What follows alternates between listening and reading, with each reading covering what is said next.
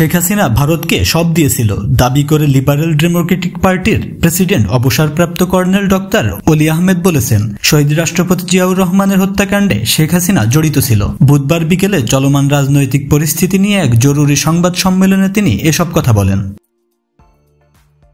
অলি আহমেদ বলেন, ভারতের পছন্দের সরকার বাংলাদেশে তাদের দরকার। প্রথম তাদের পছন্দের সরকার ছিল শেখ মুজিবুর রহমান, তারপর শহীদ রাষ্ট্রপতি জিয়াউর রহমানকে হত্যা করে। এই হত্যার সঙ্গে হাসিনা জড়িত ছিল, আমি আগেও বলেছি। তিনি বলেন, আমি আবারও বলি, হাসিনা পালিয়ে যাচ্ছিল সাজেদা চৌধুরীকে নিয়ে। আখাউড়া বর্ডারে ধরা পড়ে, তাদের তৎকালীন বিডিআর ধরে নিয়ে আসে। সে আসার 17-18 দিনের মধ্যে রাষ্ট্রপতি জিয়াউর রহমান নিহত হন। এলডিপি প্রেসিডেন্ট বলেন, আওয়ামী লীগকে শুরুতে নিষিদ্ধ করলে দেশে বিশৃঙ্খলা কেউ করতে পারত না। বাংলাদেশে আওয়ামী লীগ আর কখনো দল হিসেবে দাঁড়াতে পারবে না। ডক্টর ইউনূসকে পণ্য আমদানি রপ্তানির প্রক্রিয়াকে আধুনিকায়ন করার পরামর্শ দিয়ে এলডিপি প্রেসিডেন্ট বলেন, আপনি এনসিপির নেতা না হয়ে বাংলাদেশের নেতা হয়ে উঠুন।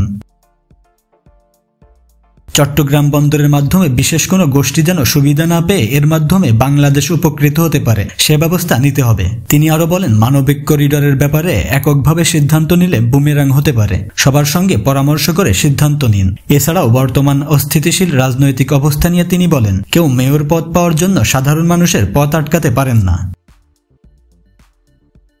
তো বন্ধুরা, ভিডিওটি নিয়ে আপনাদের মন্তব্য কি জানিয়ে দিন কমেন্ট বক্সে। আর আমাদের চ্যানেলে নতুন হলে সাবস্ক্রাইব করুন। ধন্যবাদ সবাইকে।